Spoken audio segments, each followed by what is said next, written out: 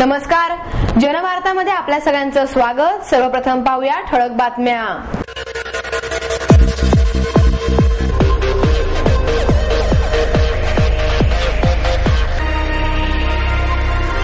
महाराष्ट्र राज्य माध्यमिक आणि उच्च माध्यमिक शिक्षण मंडळाच्या वतीने घेण्यात येणाऱ्या 10वीच्या परीक्षेला 1 मार्च पासून सुरुवात। आज जर सावरकर असते तर भ्रष्टाचाऱ्यांना आणि दहशतवादी हल्ला करणाऱ्या चीन आणि पाकिस्तानला मुळासकट नेस्तानभूत केले असते, ज्येष्ठ विधिज्ञ डॉक्टर नितीन आपटे यांचे प्रतिपादन। आणि 2020 मध्ये भारतीय अंतराळवीरांचे चंद्रावर पाऊल पडेल आणि त्या दृष्टीने सध्या शास्त्रज्ञ कार्यरत आहेत, इस्रोचे माजी समूह संचालक डॉक्टर सुरेश नाईक यांची माहिती।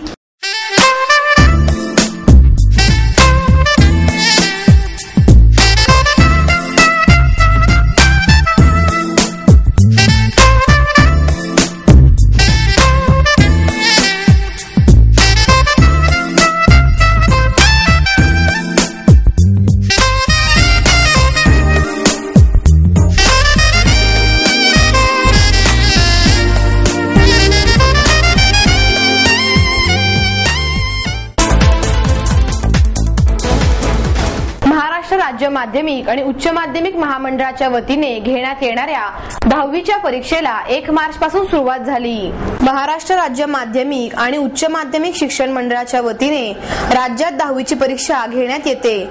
यंदा या परीक्षेला राज्यभरातून सुमारे 17,11,214 विद्यार्थ्यांनी नोंदणी केली आहे। त्यामध्ये 9,46,218 विद्यार्थी तर 7,64,996 विद्यार्थ्यांचा समावेश आहे।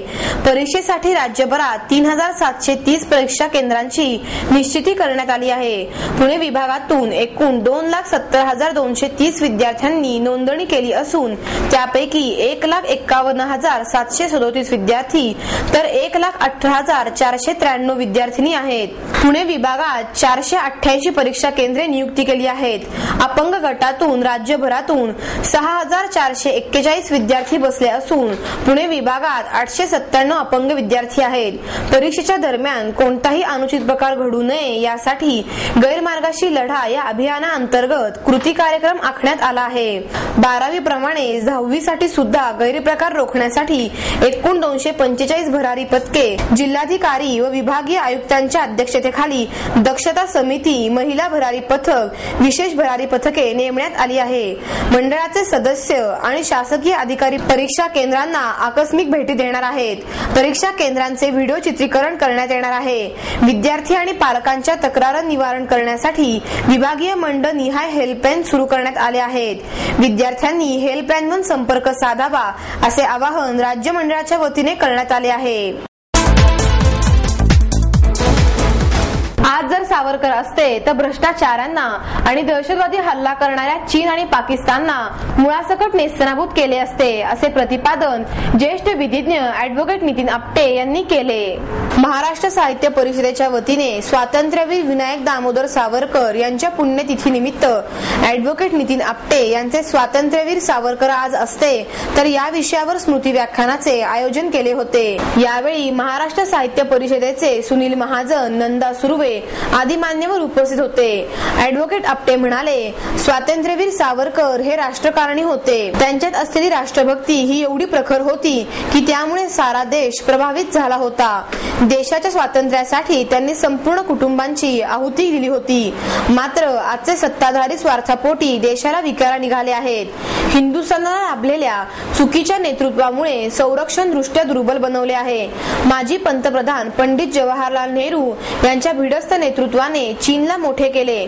तसेच माजी पंतप्रधान राजीव गांधी यांनी बोफोर्स सारखा घोटाळा केला। त्यानंतर सुखाराम घोटाळा, 2G, कॉमनवेल्थ घोटाळ्यांना काही अंतच नाही।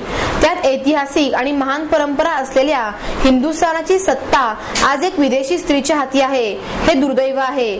स्वातंत्र्यवीर सावरकरांसारख्या आदर्श व्यक्तिमत्वाला देखील भ्रष्ट सरकारावर टीका करते, ही शोकांतिका आहे। लोकशाहीच्या 4 स्तंभांना भ्रष्टाचाराने ग्रासले आहे। आज सावरकर असते तर देशात तरुणांना योग्य दिशा मिळाली असती। देशाकडे वाकड्या नजरेने बघण्याची कोणाची हिंमत झाली नसती। तसेच संरक्षणासाठी सशस्त्र सामर्थ्यशाली सेना उभी राहिली असती। सावरकर हे कुठल्याही दृष्टीनं सामान्य नव्हते. चीनच्या आक्रमणाचा त्यांना निश्चित सुगावा लागलेला होता असं म्हणायला निश्चितपणे प्रत्यय आहे. त्यांच्या आधीच्या काही भाषणांच्या मध्ये त्यांनी सांगितलेलं होतं की अरे चीन हा कधी आला, गेल्या 10 वर्षात निर्माण झाला, चीन काय गोष्ट आहे.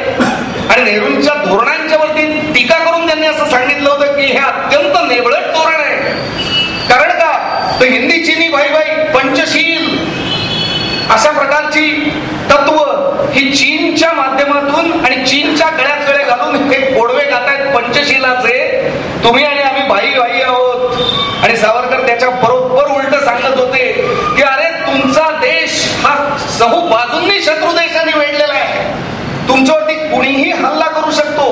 आणि म्हणूनच खरोखरच जर तुम्हाला आपलं स्वतंत्र अस्तित्व टिकवायचं असेल, देशाचं स्वातंत्र्य वाचवायचं असेल, तर उपाय एकच आहे की तुमचं सैन्य हे आक्रमक असायला हवं. तुमचं सैन्य हे डिफेन्सिव्ह असून चालणार नाही. हे स्वातंत्र्यवीर सावरकरांनी सांगितलं होतं. सर्वे सुखिनः सन्तु सर्वे सन्तु निरामयाः सर्वे भद्राणि पश्यन्तु मा कश्चित् दुःखमाप्नुयात्. ओम शांती शांती शांती हा जयघोष पूर्वी बुद्धाने केला, आता हे निर्बुद्ध करतायत. हे सावरकरांनी त्या भाषणात ठणकावून सांगितलं होतं. आणि हेही सांगितलं होतं की हीच नेवळट राजनीती ही देशाला पुढे खड्ड्यात घालेल. जेधे चौकात होणारी वाहतूक कोंडी टाळण्यासाठी स्वारगेट एसटी स्टँडच्या इन आणि आउट स्थानकामध्ये 28 फेब्रुवारी पासून बदल करण्यात आला आहे. वाहतूक पोलीस आणि एसटी महामंडळ अधिकाऱ्याच्या झालेल्या बैठकीत हा निर्णय घेण्यात आला. जेधे चौकातील वाहतूक कोंडी दूर करण्याकरिता इन व आउट गेटच्या स्थानामध्ये बदल करण्यात यावा असा प्रस्ताव वाहतूक पोलिसांनी एसटीला दिला होता. त्यानुसार हा बदल करण्यात आला असून त्यामुळे स्वारगेट परिसरातील वाहतूक सुरळीत होणार असल्याची माहिती वाहतूक शाखेच्या वतीने देण्यात आली आहे. स्वारगेट बसस्थानकाचे सध्याचे इन गेट सातारा रोडच्या बाजूस असून आउट गेट शंकरशेठ रोडला आहे.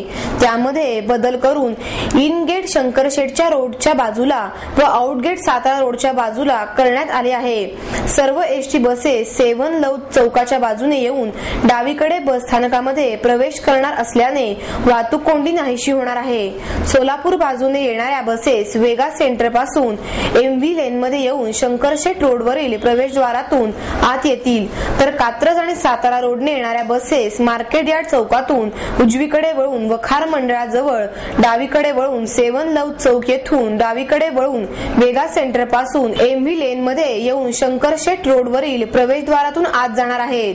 मुंबईहून येणाऱ्या सर्व बसेस या कात्रज चौक किंवा सिंहगड रोडने येतील किंवा मुंबई बाजूने सिंहगड रोडने येणाऱ्या बसेस सावरकर पुतळा चौकातून डावीकडे वळून पूरम मार्गे टिळक रोडने जेधे चौकामध्ये येतील आणि त्या सातारा रोडवरील प्रवेशद्वारातून बस स्थानकामध्ये जातील. बस स्थानकातून बाहेर पडणाऱ्या सर्व बसेस सातारा रोड बाजूच्या गेटने बाहेर पडून बीआरटी सर्कलचा वापर करून इच्छित मार्गावर रवाना होतील, तर बस स्थानकामधून मुंबईहून जाणाऱ्या बसेस या वोरगा चौकातून उजवीकडे वळून मित्रमंडळ चौक ते सावरकर पुतळा चौक ते सिंहगड रोडने जातील.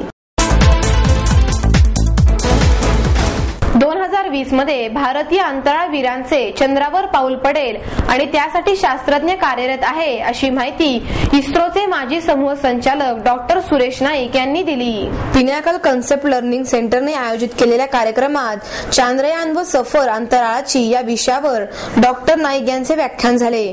चांद्रयान 1, 2, 3 यासह पृथ्वी, तिचा उपग्रह, चंद्र, मंगळ या ग्रहांसह अवकाशात नियोजित असलेले हॉटेल, अवकाश पर्यटन याविषयीची माहिती डॉक्टर नाईक यांनी उपस्थितांना दिली. अंतराळाविषयी कुतूहल असलेल्या विद्यार्थ्यांनी तसेच पालकांनी सुद्धा विचारलेल्या प्रश्नांना अगदी मार्मिक शब्दात त्यांनी उत्तरे देऊन वैज्ञानिक शंकांचे निरसन केले.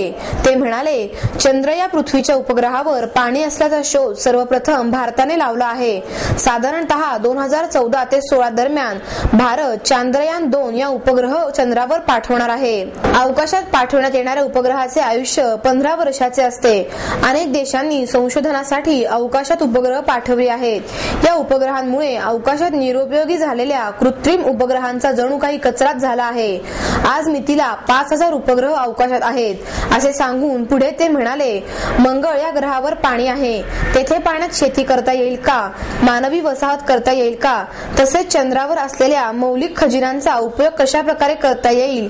तेथे असलेल्या हेलियमच्या साह्याने प्रदूषण मुक्त वीज निर्माण होऊ शकते का? असा अंदाज वर्तवण्यात येत असून तसे झाल्यास आपल्याला अनेक वर्ष पुरेल एवढी वीज मिळेल. अवकाश पर्यटनाची संकल्पना आता पुढे येत असून अवकाशात हॉटेल बांधण्याचे नियोजित झाले आहे. तसेच 2.5 तासात अवकाश सफरी घडवण्यासाठी अमेरिका स्थित एका खासगी कंपनीचा प्रयत्न सुरू झाला आहे, असेही डॉक्टर नाईक यांनी यावेळी सांगितले. पुणे जिल्हा फुटबॉल संघटना आणि अभिजित कदम मेमोरियल फाउंडेशनच्या संयुक्त विद्यमानाने 7व्या अभिजित कदम स्मृती करंडक स्पर्धेचे आयोजन करण्यात आले आहे, अशी माहिती फाउंडेशनच्या विश्वस्त डॉक्टर अस्मिता जगताप यांनी पत्रकार परिषदेत दिली. ही स्पर्धा 3 ते 11 मार्च या दरम्यान धनकवडी येथील भारतीय विद्यापीठाच्या मैदानावर होणार आहे. या स्पर्धेत 6 संघांचा समावेश असून 2 गट तयार करण्यात आले आहेत. या स्पर्धेत Sesa football academy, PIFA Colaba, Amanora Deccan 11 FC, Prayag united, Mumbai air India या संघांचा समावेश आहे. या स्पर्धा साखळी आणि बाद पद्धतीने होणार आहेत. यांच्यात गटसाखळी सामने होतील. त्यानंतर पहिले 2 संघ उपांत्य फेरी गाठतील. अ गटातील अव्वल संघ ब गटातील द्वितीय संघांशी पहिली उपांत्य लढत खेळेल. दुसरी उपांत्य लढत व ब गटातील अव्वल संघ आणि अ गटातील द्वितीय संघ यांच्यात होईल. या स्पर्धेचे उद्घाटन क्रीडा मंत्री पद्माकर वळवी यांच्या हस्ते होणार आहे.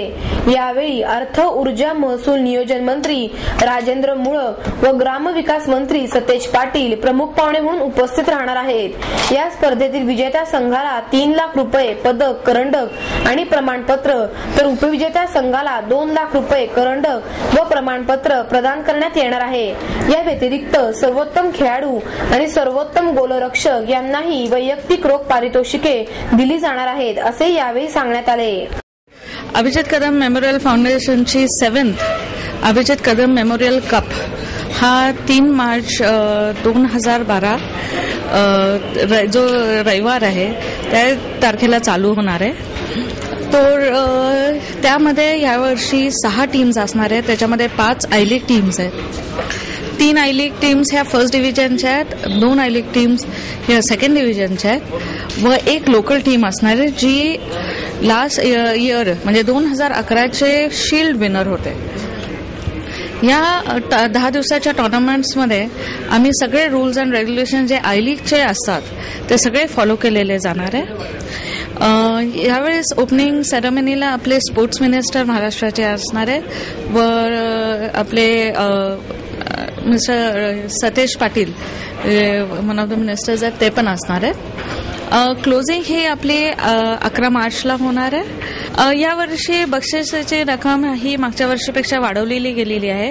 यावर्षी विनरिंग टीमला मिळणार आहेत रोख रक्कम 3 लाख रुपये, ट्रॉफी व मेडल्स, सर्टिफिकेट्स पण, आणि रनर अप टीमला मिळणार आहे रोख रक्कम 2 लाख रुपये, रेप्लिका ट्रॉफीचा, मेडल्स आणि सर्टिफिकेट्स.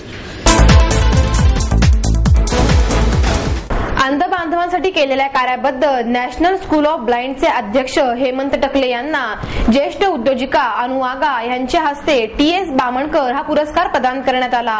वनराईचे अध्यक्ष डॉक्टर मोहन धारिया, अमरावतीचे विभागीय आयुक्त गणेश ठाकूर, अध्यक्ष निरंजन पंड्या, किशोरबाई भोरा, डॉक्टर मोहन देशपांडे, परवेज बिलमोरिया यावेळी उपस्थित होते.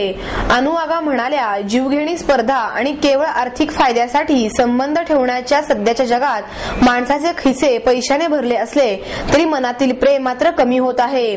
अंधत्व ही केवळ शारीरिक किंवा मानसिक समस्या नाही. अंधत्वामुळे मनुष्य सामाजिक दृष्ट्या जगापासून लांब जातो. अशा वेळी त्याला मुख्य प्रवाहात आणून मनोबल उंचवण्यासाठी त्यांना जवळ केले पाहिजे. डॉक्टर मोहन धारिया म्हणाले, अंध बांधवांनी विविध क्षेत्रामध्ये उत्तुंग यश मिळवून आपली क्षमता सिद्ध केली आहे. सामूहिक विकास साधण्यासाठी अंध बांधवांनाही योग्य संधी मिळवून दिली पाहिजे. पुरस्कार वितरण समारंभापूर्वी टॅलेंट बँड या अंध कलाकारांच्या वाद्यवृंदाने हिंदी आणि मराठी गीते सादर केली. रसिक प्रेक्षकांच्या आवडत्या भरतनाट्य संशोधन मंदिराचा लवकरच कायापालट होईल अशी माहिती संस्थेचे अध्यक्ष विजय वांकर यांनी दिली. नाटक एकांकिका आणि नाट्य महोत्सवामुळे गद्य आणि संगीत रंगभूमीची शतकाहून अधिक काळ सतत जोपासना करणारे भरतनाट्य संशोधन मंदिराचा लवकरच कायापालट होणार आहे. 13 फेब्रुवारीपासून हे नाट्यगृह दुरुस्तीला घेतले आहे. एप्रिल महिन्याच्या साधारण पहिल्या आठवड्यात नाट्यगृह सुरू होणार आहे अशी माहिती संस्थेचे अध्यक्ष विजय वांकर यांनी दिली. बसता उठताना वाजणाऱ्या खुर्च्या, गळणारे छत, ध्वनिवर्धकामधून येणारा अस्पष्ट आवाज, उकाड्याने हैराण होणारे प्रेक्षक ही सध्याची भरतनाट्य मंदिराची अवस्था आहे. पण ती आता लवकरच बदलून नाट्यगृहाचे आधुनिक रूप साकार होणार आहे. राज्य सरकारच्या सांस्कृतिक मंडळाच्या वतीने 58,60,000 रुपयांच्या आर्थिक मदतीतून आधुनिक रूप या नाट्यगृहाला मिळणार आहे. नाट्यगृहातल्या पंखामुळे सर्व प्रेक्षकांपर्यंत हवा व्यवस्थित पोहोचत नव्हती, त्यामुळे प्रेक्षकांचे हाल होत होते. याचा विचार करून एअर कुलिंग बसवण्यात येणार आहे. तसेच सर्व जुन्या खुर्च्या बदलून नवीन आरामदायी खुर्च्या बसवण्यात येणार आहेत. व्यासपीठावरील पाहुणे कलाकारांसाठी वातानुकूलित यंत्रणा बसवली जाणार आहे. तसेच छताचे काम आणि रंगरंगोटीचे कामही करणार आहे. ग्रंथालय पण दुरुस्त करून त्यामधील जुनी पुस्तके, संदर्भ ग्रंथी यांचेही बाइंडिंग करणार आहे.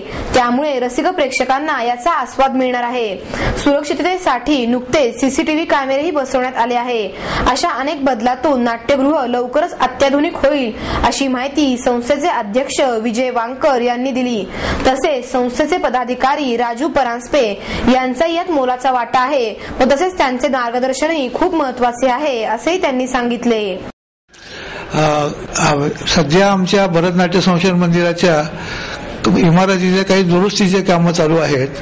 महाराष्ट्र शासनाने 58,60,000 रुपये आम्हाला दिले, त्या निधीतून आम्ही हा उपक्रम सुरू केलेला आहे.